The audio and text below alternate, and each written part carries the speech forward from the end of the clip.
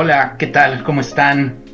Colegas, diseñadores, empresarios, ingenieros, mercadólogos y demás diseñómanos que aman y viven del diseño.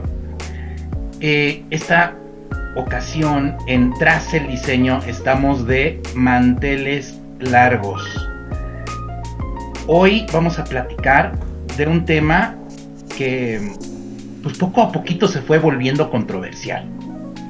Empezó muy bien, todo era miel sobre hojuelas con esto del design thinking, y de repente ahora como que ya nadie sabe qué es, ya nadie sabe para qué sirve y pocas personas confían en él.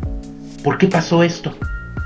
¿Será que todavía hay algunos que sí lo aplicaron bien y siguen confiando en él? ¿O fue todo un ardid que era para vender post-its y no nos dimos cuenta? En fin, quiero presentarles a dos super expertos en el tema, con los cuales ya hemos tenido el placer de colaborar, y que voy a cederle la palabra a Jorge Rodríguez, súper teórico del diseño, para que él los presente y comencemos una plática muy a gusto, al estilo de Tras el Diseño, sobre Design Thinking. Buenas noches, caballeros. Buenas noches. ¿Cómo están? ¿Cómo están, Mario? Buenas noches. Pues como dice Mario, hoy nos encontramos con una gran alegría porque tenemos aquí a Jorge Gómez Abrams y Juan Antonio Islas Muñoz, que son colegas, diseñadores y gente muy brillante y activa en el mundo del diseño en sus diversos ámbitos. Y pues justamente este tema tan controversial del design thinking, creemos que independientemente que esté trillado en algunos foros, es importante seguir mencionándolo porque hay un gran malentendido detrás de esto, este término como tal. También su uso varía dependiendo de las regiones en la Tierra donde se ocupe y los diferentes ramos, ¿no?, o categorías.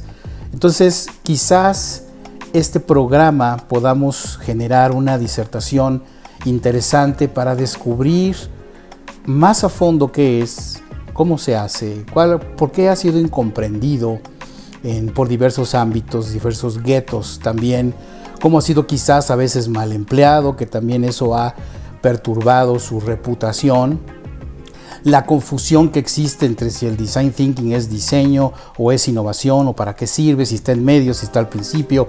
En fin, hay una gran cantidad de temas en relación al design thinking que tienen un origen, tienen un porqué, y justamente aquí estamos para poder platicar un poquito de eso. Antes que nada me gustaría que a ver si se pueden presentar de manera breve ambos, y para que nos enteremos, quiero comentar también que ya les pedí de favor tanto a Juan Antonio como a Jorge que nos puedan volver a regalar algo de su tiempo para que hagamos un programa especialmente de ellos, para que nos expliquen quiénes son, todo lo que han hecho, la relevancia que tienen en este maravilloso ámbito del diseño, y de esta manera podamos conocerlos mejor. Ahorita, como nos vamos a abocar a platicar sobre el design thinking como tal, les pido que se presenten ustedes mismos de manera breve para poder comenzar. Entonces voy a ceder la palabra a Toño, si me permites, primero a Jorge y después continuamos contigo. Gracias, tocayo. Comienzo yo, ¿verdad? Adelante, tocayazo.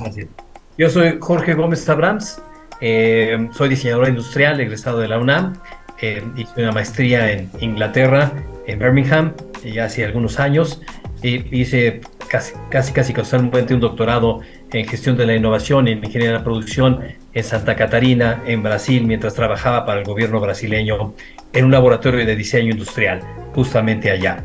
Después de trabajar un tiempo en TEC de Monterrey y de ser director de ingeniería y diseño de la empresa Bombardier, donde tuve oportunidad de estar en Montreal, Canadá, por varios meses, tuve oportunidad de montar mi propia agencia de innovación. Esto lo hice en San Antonio, Texas. Ahí inició todo esto, junto con algunos ex colegas de Bombardier justamente, y después por cuestiones, digamos, ya de un poquito la vocación, la inclinación profesional de cada uno de nosotros, decidimos separar lo que era originalmente Made Innovation de Win Innovation, por la razón justamente de que Win Innovation, digamos, son los espacios blancos de la innovación, y justamente aprovechamos todos los principios, los métodos y herramientas del Design Thinking como punto principal para poder hacer proyectos, sí, centrados en el diseño, pero es innovación centrada en el diseño y en otro tipo de cuestiones, ¿no? Win Innovation entonces inicia de forma oficial hace ya 20 años. Tenemos 10 años con una razón social diferente y hacemos todo tipo de proyectos de innovación, en donde sí, efectivamente, si bien es innovación centrada en el diseño, está centrada en el ser humano, pero tiene como pilar principal estos principios del Design Thinking. Muchas gracias, tocayo. Toñazo. Fantástico, ¿no? Un placer estar aquí. Primeramente, reconocer que realmente Jorge es mucho más experto que yo en estos temas. Entonces, bueno, le seguimos ahí. Que todos. Soy Juan Antonio Islas Muñoz, soy diseñador industrial de la Universidad Autónoma de San Luis Potosí, y después hice una maestría en la Universidad de Cincinnati, en donde hice los 10 años de carrera profesoral, bueno, 8 años de carrera profesoral como profesor de cátedra, luego profesor invitado, luego profesor de planta, y tuve la fortuna de dirigir el programa de diseño de transportes y también trabajar en muchos proyectos pues, junto a la industria para hacer innovación.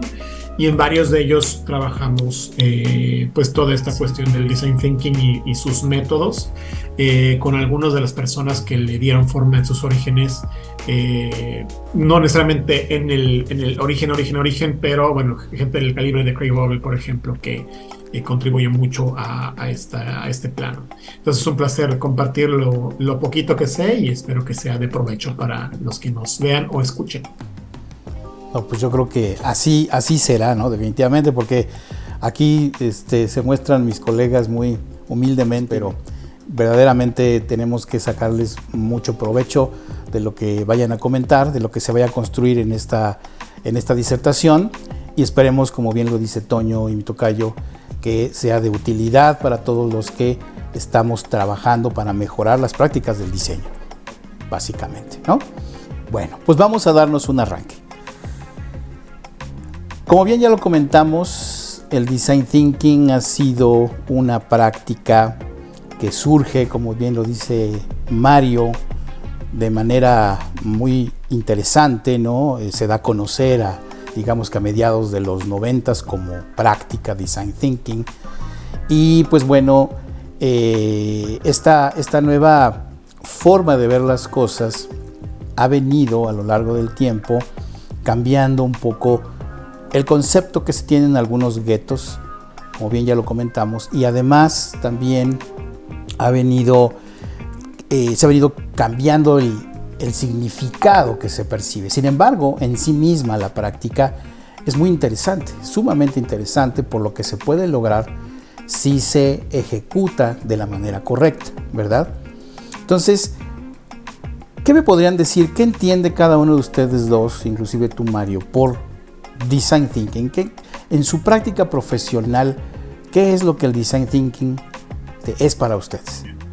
Mira, voy a adelantarme, porque creo que mi experiencia puede servir para dar pie a la discusión.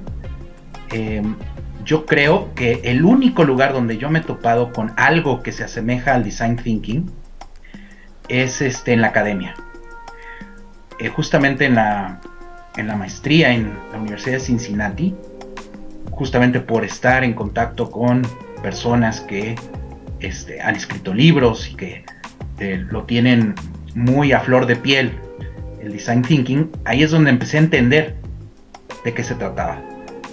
Antes de la experiencia en Cincinnati, había leído el libro, por ejemplo, de, bueno, ya no me acuerdo si es de Tom o de David Kelly, el de El arte de la innovación, ¿no? De Tom Kelly creo que es, ¿no? El libro. De Tom. Y entonces ahí es donde más o menos conocí la existencia del despacho de diseño IDEO y de su forma de abordar los problemas, ¿no? Y el primer conflicto que tuve al enfrentarme a tener ya que hacer algo parecido en la universidad fue esta cuestión de la verdadera etapa inicial. Salir a observar al usuario, salir a observar a la gente. ¿Cómo demonios se hace eso? Entonces, para mí fue un shock, porque yo prácticamente a lo único que me dediqué fue a reclamarle a mis maestros, bueno, ¿qué quieres, que me convierta en antropólogo? Y yo no lo entendía. Entonces fue un shock, fue verdaderamente un problema para mí, cambiar el chip y decir, ah, caray, sí me están pidiendo que me vuelva antropólogo sin serlo, sin conocer muy bien las herramientas y a ver cómo le hago para observar al usuario. Y luego, no solo es observarlo, sino sacar conclusiones, ¿no? Y todo eso para mí fue realmente muy difícil de hacer. Justamente uno de los problemas, y Toño no me dejará mentir porque fue mi asesor de tesis, es que justamente al terminar de exponer la parte de observación y de recopilación de datos y de más o menos hacer un entendimiento de cómo estaba la situación con mi usuario, en este caso del tema de la tesis, de repente hubo un salto cuántico a ya el proceso de diseño per se. No hubo una transición en donde explicara cómo las conclusiones que yo había sacado de las observaciones se iban a traducir en elementos de diseño. Eso otra vez fue para mí novedoso, nunca lo había hecho. Antes de todo esto de leer a Tom Kelly, que era lo que me dedicaba yo, a recibir briefs de diseño, a quejarme amargamente de que estaban mal hechos, tratar de corregirlos y entregar algo medianamente producible y medianamente utilizable para el usuario. Y así pasé 10, 12 años de mi vida quejándome amargamente de que el departamento de mercadotecnia hacía mal su trabajo. Y yo recibí un brief, le dábamos el famosísimo brief. Le dábamos una manita de gato, decíamos, bueno, ¿qué hacemos? Salíamos a preguntarle a un probable usuario potencial, pero no para nada observarlo, ni tratar de hacer un seguimiento, ni nada. O sea, 2 que 3 preguntas para tratar de arrojar algo más o menos coherente sobre la confusión de brief que nos entregaban. Y, órale, a diseñar, ¿no? Y a ver qué sale, ¿no? Entonces, esa fue mi experiencia. Y después de la maestría, difícilmente he encontrado la manera de poder llevar a cabo el design thinking tal y como lo plantea Tom Kelly o los de IDEO, que incluso ellos mismos en algunas entrevistas dicen, aguas, o sea, esto no es para las empresas gigantescas, nada más. Puede ser ejecutado por un solo diseñador que esté comenzando, etcétera. El chiste es ir poco a poco planteando. Entendiendo las fases. Pero sobre todo planteando para qué sirve cada fase a los involucrados en el proyecto, porque ahí es donde empieza el problema de la desconfianza o de las prisas, de que si el diseñador plantea, oye, pues tenemos que salir y ver qué onda con el usuario, como que los tomadores de decisiones acá del departamento de contabilidad y de planeación y marketing, planeación, como que se empiezan a decir, ay caray, ¿es realmente necesario? ¿Cuánto nos va a costar? ¿Cuánto tiempo nos va a llevar? Entonces, vaya, ha sido muy difícil aplicarlo. Entonces, ahora sí, con este ejemplo, digamos, de por medio, ¿cómo la ven? ¿Se puede o no se puede hacer design thinking? ¿Para qué sirve? ¿Qué es lo que entienden ustedes por este término? Adelante, tocayo. Bien. El design thinking no es otra cosa sino una lógica intelectual de pensamiento. Es decir, la forma que tenemos los diseñadores de pensar, que es heurística, es cíclica, es iterativa, es diferente a la forma que tiene un ingeniero de pensar, que es más analítica, secuencial, lineal. Y digamos, también todo esto suena como interesante, pero poco probable de ser utilizado, como dice Mario, a menos que entiendas justamente que esto sí ha avanzado. De los 90s, cuando inician estos términos, etcétera, ahora los avances en la neurociencia nos dicen cómo se conectan justamente el hemisferio izquierdo y derecho, de qué forma puedes tú estimular esta lógica de pensamiento que es diferente, vamos a llamarle entrecomillada, a la normal, ¿de acuerdo? El gran asset que tenemos los diseñadores es nuestra forma de pensar. Entonces, digamos, a veces siento yo cuando se habla mal del design thinking que nos estamos echando un balazo al pie, porque es nuestro principal capital intelectual, la forma que tenemos de pensar. Ahora, evidentemente ha habido, y eso lo vamos a tocar un poquito más adelante, distorsiones, inclusive malas interpretaciones o malas prácticas o uso. Existe hoy en día charlatanería en torno al design thinking. Se puso de moda y, como muchas cosas de moda, bueno, hay gente que aprovecha todas estas cuestiones, ¿no? Oportunistas en ese sentido.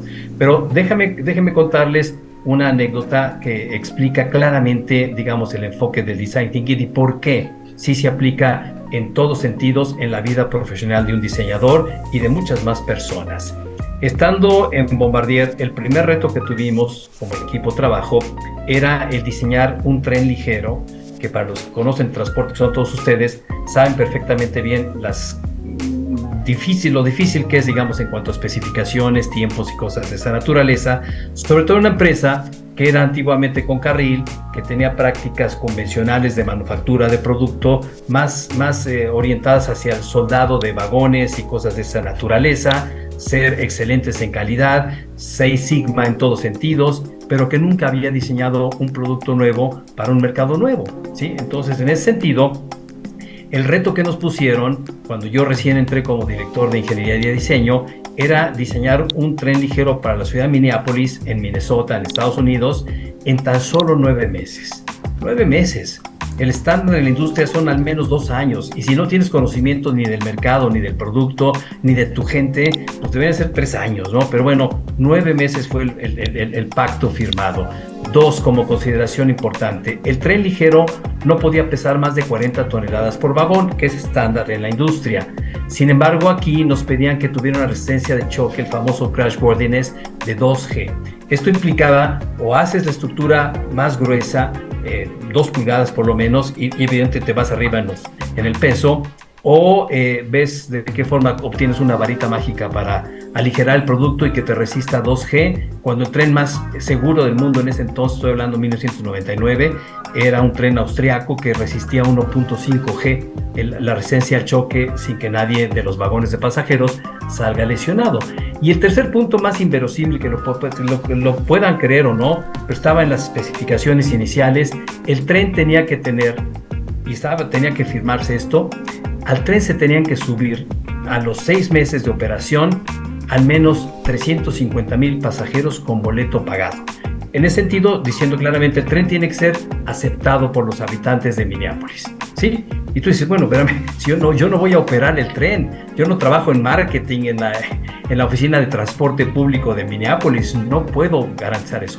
¿No quieren el contrato? Ahí está Alstom, ahí está Siemens, ahí está CAF, que sí lo quieren. Y bueno, pues bueno, se aceptó el proyecto, y déjenme decirles, todas estas condiciones que les estoy poniendo, estos desafíos que parecen inverosímiles, no había forma de enfrentarlos a menos que se utilizara el design thinking. Aquí viene la parte interesante. Por primera vez, estoy hablando de 1999, hicimos una etnografía, sin siquiera saber que se llamaba así, o sea, de usos y costumbres y cómo piensa la gente y cómo actúa y cómo interactúa en función del transporte público en la ciudad de Minneapolis, que en ese entonces tenía solamente 1 millón de habitantes y que estaban acostumbrados al transporte público, digamos, muy periférico, vamos a llamarle, o sea, no como una actividad central de transporte, y esos autos, ¿no? Excelentes vías de acceso en todos sentidos, etcétera. Una sola línea se planteaba para este proyecto, ¿no? Un LRB. Pero entendimos, nos fuimos a Minneapolis y entendimos, documentamos cómo la gente pensaba, etcétera. La primer parte de la investigación, digamos, más allá de las necesidades obvias, pues tiene que ser bonito, tiene que ser barato, tiene que ser cómodo, tiene que ser ergonómico, las vamos a llamarle necesidades obvias en el diseño. Aquí había que investigar y descubrir las necesidades no obvias, las tácitas y las latentes, comportamientos individuales y sociales, y una serie de cosas que evidentemente las herramientas tradicionales del diseño no nos dan. Primer punto. Segundo punto, dentro de la organización, si no enfocamos esto, Design Thinking no hubiera funcionado. En Bombardier, con muchas organizaciones, se trabajaba en ese entonces en silos, en departamentos, y había una secuencia. Ingeniería, digamos, avanzada, inicia el proyecto, tal, le pasa una vez que termine a ingeniería normal. Ingeniería normal se lo pasa a métodos se lo pasa a compras para que empiece, y así, o sea, una secuencia, digamos, lineal, donde el producto iba a tardar efectivamente 3 años en ser desarrollado. Entonces, yo propuse, como parte de la lógica intelectual del Design Thinking, trabajemos en células, ¿sí? En células. Una visión multiperspectiva, donde es tan importante la visión del financiero, como la del mercadólogo, como la del de compras, como la de la ingeniería, como la del diseñador. Entonces, evidentemente, eso causó pánico en la organización. El headcount, una serie de cosas, ¿no? Pero yo puse mis condiciones. ¿Quieren que yo sea el director del proyecto? Lo hacemos así. Sino que lo haga alguien más, porque yo sabía que íbamos directamente al fracaso, no íbamos a poder, y las multas eran inverosímiles por un día extra de los 9 meses o por 1 kilo extra de los 40 kilos. Se aceptó todo esto y trabajamos pasando del IQ intelectual, donde el coeficiente intelectual individual era lo más importante en ese entonces en Bombardier, al WIQ colectivo, en donde por primera vez entendimos los factores, digamos, que tenían en contra las personas de compras, las personas de métodos, etcétera, y por qué teníamos que trabajar todos al mismo tiempo en este tipo de cuestiones. La tecnología no nos ayudaba mucho porque lo más avanzado era un CATIA, así que para trabajar en tiempo real, en el diseño del producto. Entonces no había tanta tecnología como hay ahora. Estoy hablando antes del año 2000. Y evidentemente la única posibilidad de trabajar de esta forma, nuevamente el Design Thinking en acción. Una lógica intelectual diferente de crear valor. Se tenía que crear valor hacia adentro de la organización y hacia afuera de la organización. Prototipaje rápido, hicimos prototipaje pues con cartón y con espuma poliuretano y nada fancy, y las revisiones se hacían todas muy rápidas. Entendimos que el Design Thinking tiene que ver mucho con la lógica también de vender el producto. Nuevamente es una herramienta del Design Thinking que pocas veces utilizamos. Entendimos que la única forma de que se aceptaran los cambios en la especificación del producto era inyectando las ideas a los directivos de transporte de Minneapolis. Entonces, trabajamos de una manera tal que hacíamos pensar a la persona que estaba revisando esto que se le iba a ocurrir una idea, y lo hacíamos así, y se le ocurría. Y me llamaba a mí, me sacaba de la sala y me decía, ¿qué te parece si hacemos esto? Y yo decía, era de los que decía, oye, John, eres un genio. Claro. Es la mejor manera de vender tu idea para que alguien más la ejecute por ti, ¿no? Exactamente. Y el tipo llegaba inflado como pavo real diciendo, pues fíjate que Jorge, yo no sabía que era yo tan creativo, pero sí, efectivamente, sí se me estaban ocurriendo muy buenas ideas, todas inyectadas por alguien del equipo. Y fue fantástico, porque realmente pasamos a dejar un poquito el ego típico del diseñador de que, pues, es mi idea, ¿no? A dejar que en un ambiente más de anonimato compartido, alguien más asumiera se pusiera las medallas por todas estas cosas, ¿no? Y finalmente, bueno, pues resultó, el proyecto es bueno, el tren no es bonito, el tren es X, o sea, en términos estéticos, pero es el tren perfecto. Pero no es mal tren, Jorge, para el tiempo en que salió, fue muy innovador en su tipo. Es muy innovador en su tipo, sigue siendo, es referencia todavía en Estados Unidos hasta la fecha, tiene, no sé, 30 puntos específicos de innovación que son constantemente simulados en otros trenes ligeros, en Houston, en Carolina del Norte, etcétera. Y tiene, aparte de todo, fíjate qué interesante, yo propuse que a la hora de hacer la estética del producto, trabajaran en este comité personas de Minneapolis que tuvieran que ver como líderes de opinión, por ejemplo, es decir, la directora del Departamento de Bellas Artes de no sé dónde, de Cultura, ¿no? Y esta persona entró y trabajó y dio su opinión.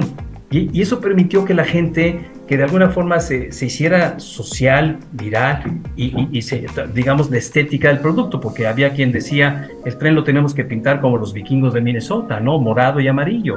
¿Sí? Entonces alguien por ahí dijo, no, si lo pones así y llegan fanáticos de un equipo rival, pues lo van a vandalizar, es obvio. Y claro, todas estas consideraciones se tomaron en cuenta a la hora de hacer el producto en general. El producto es un éxito en términos financieros notable. Es el tren más rentable de toda la Unión Americana. Muy poca gente sabe que se diseñó 100% en México con este tipo, digamos, de herramientas, vamos a llamarle. En ese entonces ni siquiera le llamábamos Design Thinking. Ni siquiera le decíamos así. Sí. Design Thinking se puso de moda como término en el 2005 cuando se juntan David Kelley por un lado y Larry Leifer de Stanford University por el otro y crean la escuela D, ¿no? Ahí es cuando realmente crece como la espuma el Design Thinking. El D-School, ¿no? La famosa D-School, sí, que el ADN, o sea, la columna vertebral es el Design Thinking, justamente. Entonces, le quiero ceder la palabra a Toño porque creo que seguramente tiene muchas cosas con las cuales vamos a aprender e ilustrarnos. Déjenme decirles que a mí me gustaría, inclusive un día de estos, nada más, perdón, Toño, volverte a invitar a ti, Jorge, y a Matías Peraza, para que nos platiquen detrás de todo lo que existió allí, en otra de nuestras facciones que se llama Échate un Diseñito, porque ahí vamos a tener que hablar de lo que fue la empresa del proyecto en conjunto de todos los quien vives que tuvieron que sufrir con la misma empresa, ¿no? Entonces, ya nos platicarás todo lo que te sucedió allí, ¿no? Con el proyectito. Si me permites, podríamos invitar a Mauricio Bedoya, que actualmente es director de diseño de Lego, y a propio Bernardo, que está en Ford. Y el Bernard, sí, claro. Efectivamente, fuéramos los de siempre, a las 4 de la mañana nos veíamos. Los 4 mosqueteros. Exacto. Eso no me la pierdo. Eso va a estar buenísimo. No, padrísimo. No, pues ya, agendado y te comprometo, mi George. Arráncate, mi Toño. No, muchas gracias. Bueno, yo puedo dar un poco un testimonio de cómo he vivido yo el Design Thinking desde el punto de vista académico en la Universidad de Cincinnati, cómo lo he visto un poco tomar posesión de otras carreras o de otras universidades a nivel mundial y un poco los efectos que eso ha tenido en la academia, en la práctica del diseño, también tanto positivos como negativos. Y bueno, también a partir de muchas reflexiones que tenía con un colega muy brillante que se llama Ehsan Baha, que es de la Universidad de Delft y trabaja conmigo aquí en Montreal, quien ahora forma parte de los intelectuales que están haciendo un poco de una reacción de contracorriente a este tipo de diseño.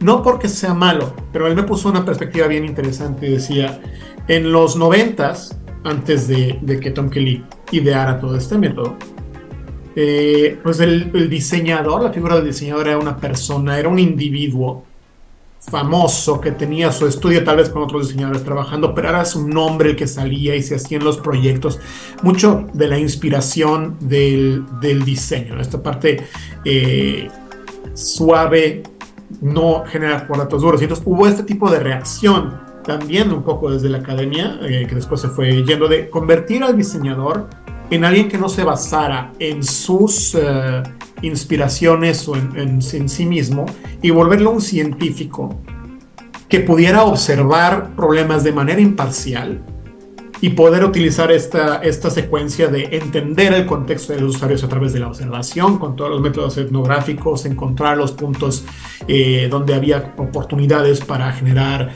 conceptos que solucionaran momentos incómodos de las experiencias, generar todo este tipo de ideas fáciles de prototipar como rápido y furioso, digámoslo así, para poderlas probar, validar, volver a mejorarlas en este ciclo hasta encontrar la que después puede hacer desarrollarse, que podría ser un buen brief de diseño como el que Mario nos decía antes.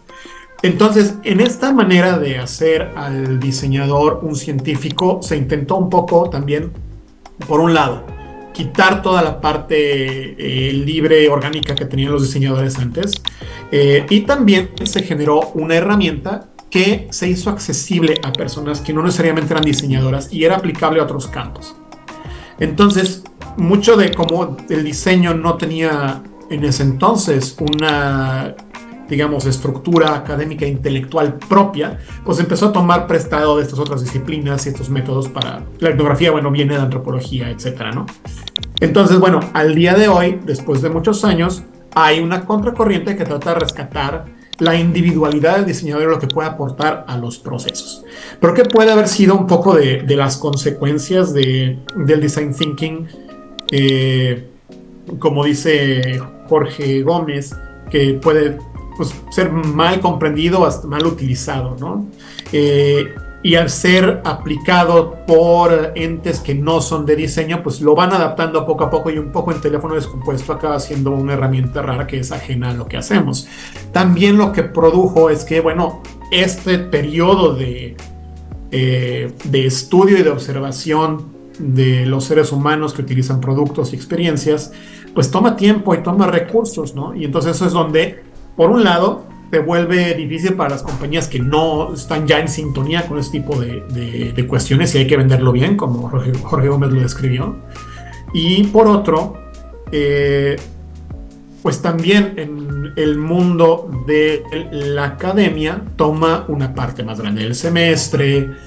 Hay muchos profesores que, pues, siendo más de dentro de la academia que gente con experiencia en la práctica del diseño tradicional de objetos, etcétera, pues empiezan a dar mucha importancia a esta corriente. Los planes de estudio comienzan a cambiar para dar más valor a esta manera de hacer el diseñador científico y se empieza a perder un poco o un mucho de las habilidades que antes se cultivaban en las academias para generar el objeto de diseño industrial y poderle decir al diseñador, bueno, ahora tú puedes solucionar problemas de todo tipo, a veces con producto, a veces de otro, pero se vuelve un poco un todólogo y esta discusión que tenemos en la academia de si era mejor antes, que es mejor ahora y la crisis de identidad que tenemos todos.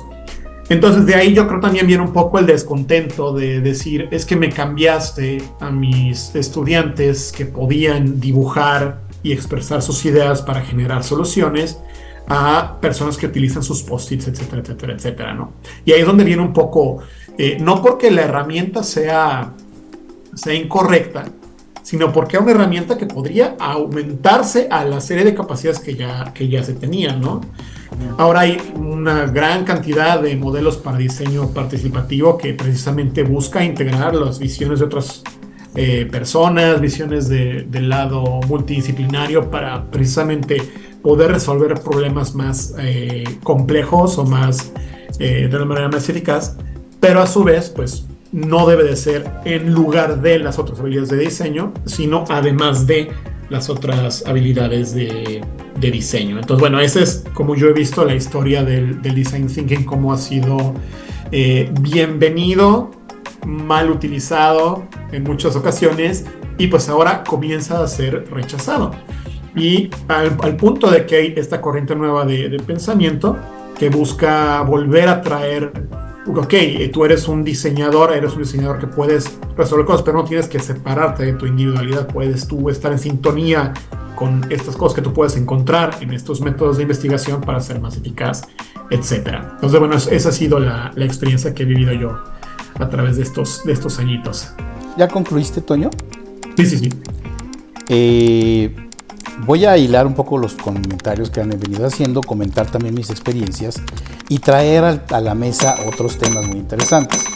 Voy a hacer un pequeño paréntesis con respecto a que también se he detectado, ¿no?, en diversos guetos académicos o fuera de la academia, los diversos entendimientos que se tienen. Y lo que también he percibido es de que ese entendimiento se tiene porque se está partiendo. Es como agarrar y decir, quiero entender la película y la empecé a ver desde la mitad, ¿no?, sin empezarla a ver desde el principio. Entonces, sí cabe resaltar que se acuña el término design thinking, el cual hoy día es muy, sobre todo, quizás no bien visto por el gueto de los propios diseñadores, de una manera injusta. Y le voy a decir por qué. Acordémonos que quien acuña este término, que son los Kelly no tienen una formación de diseño originalmente. No eran diseñadores, David Kelly, ingeniero eléctrico, y Tom Kelly creo que de la Escuela de Negocios, ¿no? Después David Kelly hace una maestría en diseño, creo que es en Carnegie Mellon, no sé qué otra universidad, pero ellos ocupan justamente o deciden nombrar el término design thinking porque ellos eran no diseñadores. Se dan cuenta que los diseñadores teníamos una manera peculiar de abordar los problemas a través de ciertas prácticas y por eso ellos, como no diseñadores, deciden adoptar el término design thinking. Entonces, en realidad, es un homenaje a los diseñadores y a las prácticas del diseño, porque justamente como tú bien lo comentabas, Tocayo, el proceso de ingeniería prácticamente no tiene conceptualización, es a prueba y error. Y para los que hemos trabajado con ingenieros, podemos ver claramente que precisamente ellos, como ya se asumen personas que no saben dibujar, son personas de pensamiento muy estructurado. Literalmente la forma en la aproximación en la que ellos resuelven sus problemas es a través de llegar rápidamente a una solución, probarla y si no funciona hacer otra y si no funciona hacer otro, y hacen un proceso de iteraciones, de prueba y error hasta que lo hacen funcionar porque lo hacen funcionar, ¿no? Se los comento también porque yo actualmente colaboro con grupos de ingeniería que justamente parte de la labor de poder interactuar con ellos es primero enseñarlos a pensar como diseñadores y desarrollar procesos de conceptualización. Entonces, esto es bien importante de comentar porque quizás para todos aquellos que inclusive hasta el término en inglés les es molesto y mucho en las academias latinoamericanas, ¿no?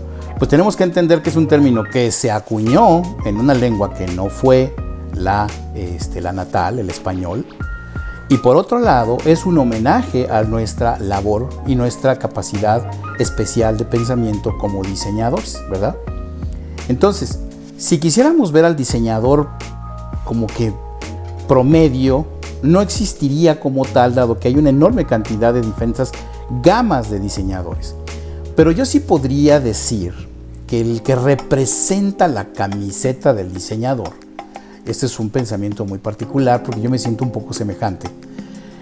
Yo iconizaría la palabra diseñador industrial con Joe Dextra, que fue cuando surgió Industrial Light and Magic, ¿no? Cuando George Lucas decide engendrar una empresa de efectos especiales, porque literalmente no existía como tal, y que tuvieron que desarrollar todos los efectos especiales para llevar a cabo la primera película de Star Wars. El cuate que le engendra todo el motor creativo detrás, que tiene que crear una cámara que era la de Extraflex, ¿no? Creo que Mario se llamaba, ¿no? La cámara. Sí, le puso su nombre. Y todos los métodos fueron creados gracias a ese pensamiento diseñístico de observar, de inventar, de buscar fuera de la caja, ¿no? Que hoy día, pues ese término ya nosotros como diseñadores sabemos cómo romper con estas prácticas de encierre creativo, ¿no?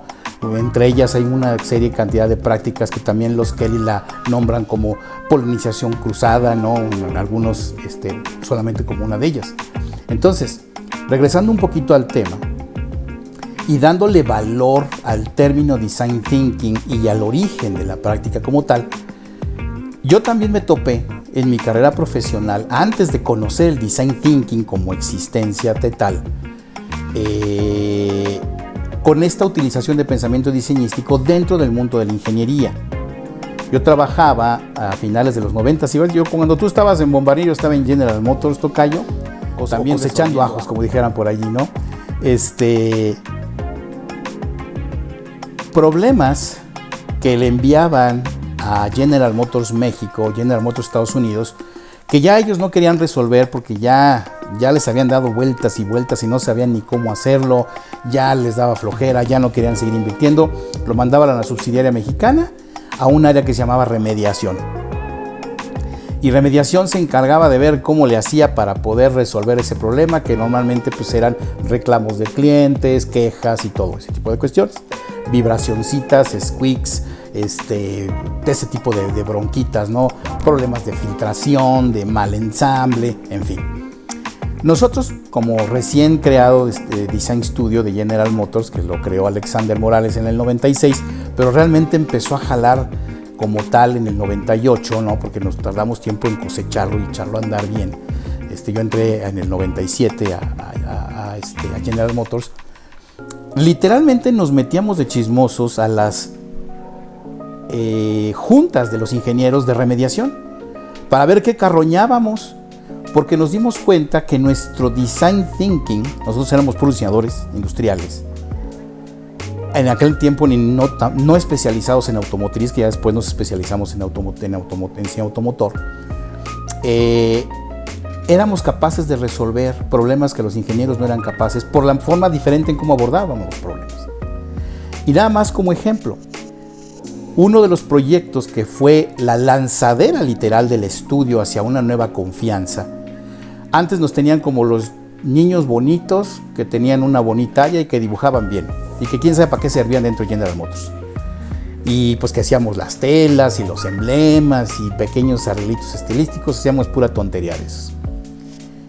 Cuando nos empezamos a meter al mundo de los ingenieros y empezamos a darles tips para resolver sus problemas, hubo un proyecto muy interesante que fue la puerta del P90, en aquel entonces era la plataforma del Malibu, que ya traía un arrastre de broncas y de budget, de presupuesto gastado hasta el momento, que los americanos ya no querían seguir invirtiendo más, se lo mandaron a México a ver qué carambas hacíamos.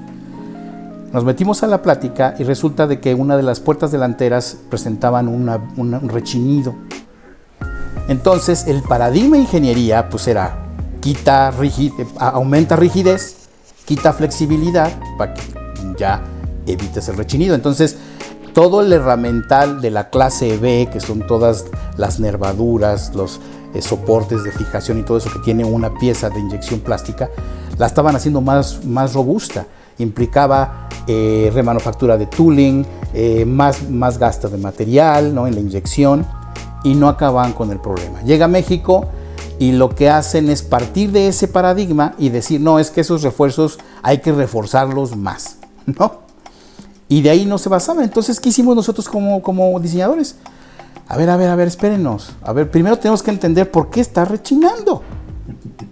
¿Por qué rechina y en dónde rechina?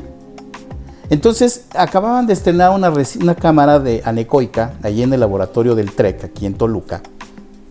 Padrísima. Estas cámaras, que para los que no saben a qué se refiere, son unas cámaras que están diseñadas con unos paneles que tienen forma como de cuña, y son paneles que tienen cuñas verticales y cuñas horizontales, y están hechos para que el ruido no rebote.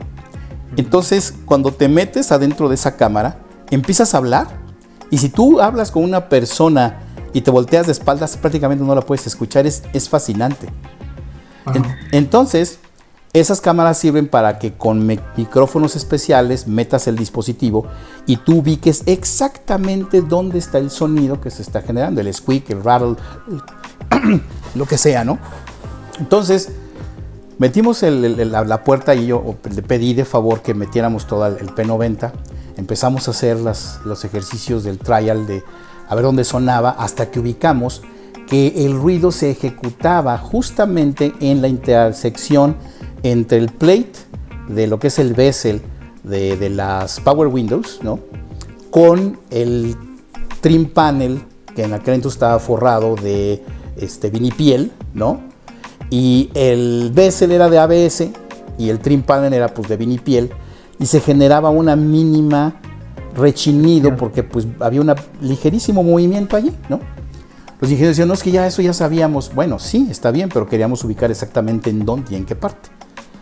Entonces, algo que yo aprendí en General Motors, y esto puede ser útil para los que nos están escuchando, es que si algo tienen esas empresas, y no me vas a dejar mentir, tocayo, es que tienen una cantidad de información bárbara. Y en este caso yo me topé con el intranet de General Motors, a donde había ya una sección de lecciones aprendidas, de lessons learned. a donde todos los ingenieros que aprendían algo nuevo, pues lo vertían allí. Y era realmente muy enriquecedor ponerse a leer. Entonces yo dije, a ver, ¿qué hay de lessons learned en caso de Squeaks and Rattles, ¿no? Y pues me botó toda una serie de lecciones aprendidas muy interesantes, y una de ellas era: materiales con densidades y texturas diferentes van a rechinar. Dije, bueno, pues entonces ¿qué hay que hacer? Ver qué hacemos. O le cambiamos el material a uno, o homogeneizamos las zonas de contacto para que no rechinen, pero no tenemos que seguir reforzando nada, porque estás hablando de movimientos milimétricos que no vas a dejar de mover, aunque hagas la puerta sólida, ¿no? Entonces empezamos por ahí, y ¿saben cuál fue la solución? Ese problema llevaba ya 6 meses rebotando en ingeniería y tenía más de $50,000 en inversiones de retooling y de bien y vas y bla, bla, bla. En tan solo 3 días, con un proceso de observación y design thinking, que no lo conocíamos como tal en aquel momento, lo que se me ocurrió empezar a lijar con lija de agua el bordecito del bezel, hasta igualar la textura, y acabamos con la bronca. Para corroborar que sea la bronca, hice primero una plantilla de cartón que puse en medio, lo volvimos a probar y asunto solucionado. Pero la bronca es que se veía la plantillita. Entonces dijimos, ahora tenemos que igualar la textura. Pues bueno, mandé comprar lijas de agua, empecé a lijar la orillita del bezel hasta que di con la textura, que ya no había bronca. Solución: agárrate proveedor, vente para acá, ves esta lija, cómprate una arena de este mismo puntaje, aplícale sandblasting a ese pedacito del herramental del bezel, no del panel de puerta, y asunto solucionado. Fueron, creo que $500 lo que se gastó en la solución. A partir de ese momento, el estudio y todos los ingenieros empezaron a circular al estudio, ¿no? Estos cuates de alguna manera están haciendo las cosas diferentes. Y es ahí la aplicación del design thinking. ¿Y por qué quiero hablar esto como preámbulo? Porque lamentablemente se ha estigmatizado que el design thinking tiene una serie de pasos que inclusive los voy a leer ahorita, los saqué de Google, ¿no? A ver, ¿qué me dice Google de eso, no? Y dice: empatizar se considera la fase esencial de esta metodología y se ocupa del descubrimiento y entendimiento de las principales necesidades del consumidor. Luego definir, luego idear, luego prototipar, evaluar y fuentes, ¿no?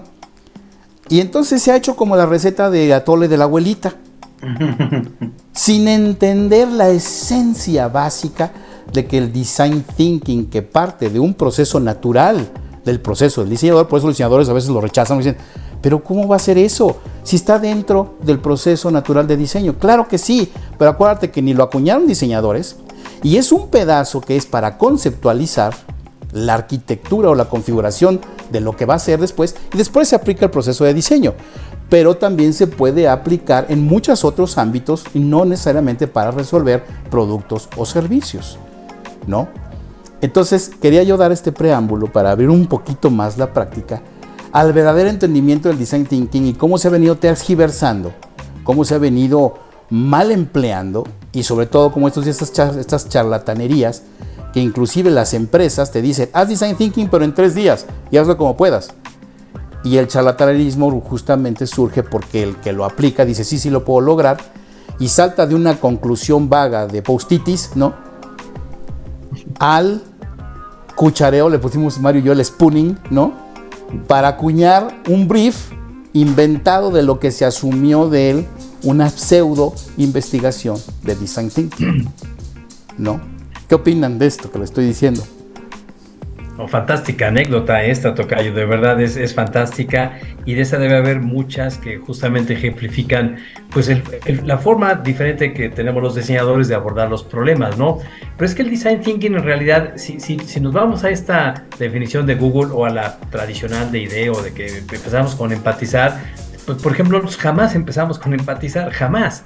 Es decir, hay procesos previos en México al menos que tienen que ver con desde la definición misma del problema, que no sabemos definir en muchos casos. Bueno, para mí es el problema más importante casi en cualquier empresa con la que he trabajado, y estoy hablando de empresas grandes como Cemex, BMW, Saint-Gobain, ArcelorMittal, Sigma, en fin, muchas otras, de medianas y chiquitas también, salón de belleza en la esquina y todo, no saben definir el problema. Entonces, el Design Thinking nace justamente de poder entender una lógica y más allá del esquema de Ikizawa, ¿cómo se llama? De diagrama del pescado, ya saben, el esqueleto del pescado, de entender la raíz, es entender cómo percibe la persona el problema, porque tenemos un problema cultural en México muy grave que es, tendemos a resolver el problema in situ, impromptu, o sea, en el momento, listo, órale, se resuelve el problema, ¿no?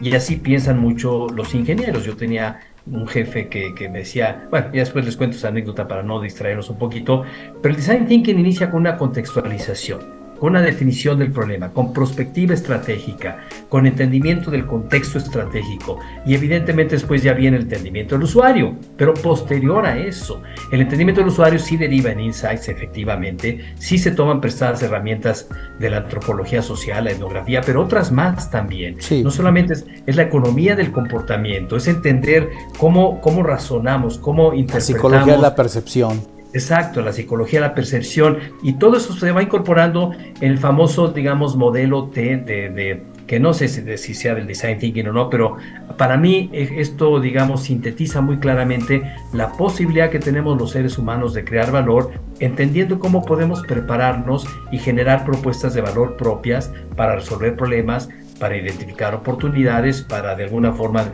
digamos, hacer todo lo que nos gusta hacer a nosotros, ¿no? Y aprovechar el diseño en todo el camino, evidentemente. Yo sí estoy de acuerdo con muchos diseñadores que critican el Design Thinking, porque nace de un proceso, digamos, que es, repito, intelectual del diseñador desde hace 70 años en México. Un proceso natural. Y de repente, bueno, hay alguien que viene y lo hace en 3 días, como tú comentas, ¿no? O sea, pues evidentemente tengo razón de estar enojado. A lo mejor no se me ocurrió a mí primero, ¿no? O sea, aprovechar esta estrategia intelectual que tengo, que es diferente a los demás, para capitalizar encima de ellos. Entonces, hay diseñadores que tienen que ser diseñadores industriales. Yo de hecho trabajo con gente que no tiene que ver con Design Thinking. Bueno, pues claro que, o sea, no es que no quieran, no, es como el pensamiento creativo, quieras o no lo tienes, ¿no? Design Thinking, quieras o no el diseñador, lo tienes, es tu lógica de pensamiento, pero estás más encaminado a hacer producto, a hacer, no sé, conceptualización o lo que sea. Decía yo en el proceso, vienen los insights, los transformas en oportunidades, las oportunidades la materia prima de la ideación, y la ideación es nuevamente la cuestión en donde si tú piensas que la ideación son lluvias de ideas, pues nuevamente estás tomando la nave de volver al futuro 60 años atrás. O sea, ya hay muchas técnicas muy diferentes que nos permiten conceptualizar de una forma diferente también. En la famosa información divergente, información convergente, cómo podemos nosotros estar, digamos, constantemente desafiando estas creencias personales, estos modelos mentales, e ir generando o recorriendo caminos que previamente no habían sido recorridos. Ese es el paradigma, digamos, que hay que vencer, los modelos mentales, y creo que el Design Thinking nos ayuda muchísimo a todos los profesionistas, lo que seas de profesión, a pensar de esa forma, a pensar de una manera diferente. Yo no tengo vaya, no me molesta en lo más mínimo que un mercadólogo ahora se ponga en su currículum Design Thinker.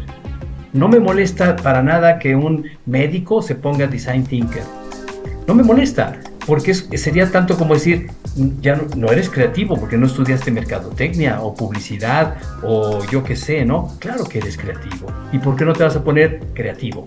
En mi profesión puede que lo sea, ¿no? Y de hecho es a lo que tendemos, digamos, como en estas power skills de esta nueva era, sin duda alguna, que por ahí creo que tenemos que empezar a pensar de qué forma podemos aprovechar todo esto a nuestro favor y no en contra, ¿no? Creo que, digamos, hay mucho que explorar en todo esto, pero yo creo que va a ser más conveniente que tengamos otra sesión, ¿verdad? Porque yo quiero escuchar a Mario, quiero escuchar a Toño, te quiero seguir escuchando a ti, Tocayo, y una sesión no va a ser suficiente. ¿Están de acuerdo? Así es. No, realmente. Así es, no, definitivamente no va a ser suficiente porque vamos apenas en la segunda pregunta, ¿no? Y creo que hay bastantes temas que tocar. Por ejemplo, aquí tú dijiste, ¿no? El Design Thinking puede ser hecho por alguien que no sea diseñador, ¿no? Tiene sus pros y sus cons, dependiendo qué es lo que vayas a desarrollar. Otra de las preguntas que tenemos aquí muy interesante es si el Design Thinking puede ser desarrollado fuera del mundo corporativo. si necesitas verdaderamente recursos para poderlo hacer o hay otras maneras, si hay un proceso casado o acotado, o si verdaderamente es entender la lógica detrás y generar estrategias dependiendo del tipo de problema al que te estás enfrentando, ¿no? Entonces, definitivamente sí hay mucho que discutir. No sé si quieran, continuamos otro día. Entiendo, George, que tienes que irte, ¿no? Tienes una partida. Por razones del día, 14 de febrero, yo encantado de la vida, me iba por una copita de vino que ya había tomado una y me iba por otra más para que seguir conversando en este foro que está sensacional, pero sí sugiero que lo hagamos, digamos, por ejemplo, la próxima semana, si quieren, o ustedes digan el día, y con mucho gusto continuamos con esta conversación súper interesante. Sí, por supuesto, no sé si Toño tengas tiempo.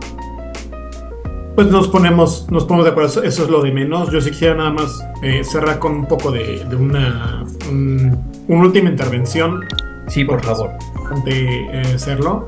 Bueno, primero que nada estamos de acuerdo, el Design Thinking no son post-its, no. Es una caja de herramientas que podemos hacer para conceptualizar, ¿no? Y después aplicar los otras metodologías de diseño para la creación de lo que se vaya a producir.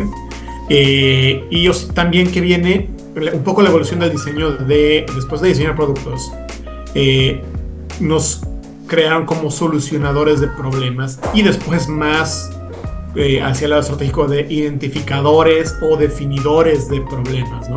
Y una cosa que a mí me sorprendió cuando la platiqué con mi colega Sam Baja, que me decía, sí, pero muchas veces cuando tú diseñas y que vas a utilizar diseño centrado en el usuario, todo esto de design thinking que requieres de observación de un problema de hoy, eso te va a ayudar para hacer innovación de manera incremental porque puedes mejorar los productos que ya existen, que es una de las preguntas, si es lo mismo de innovación, y sí, pero el argumento que hacen estas personas es que si quieres hacer innovación radical, no siempre es la herramienta como está presentada en este modelo de IDEO de todo el tiempo, porque se requiere de situaciones que no existen, que no son observables todavía. Y creo que eso lo podemos dejar para la siguiente, que se me hace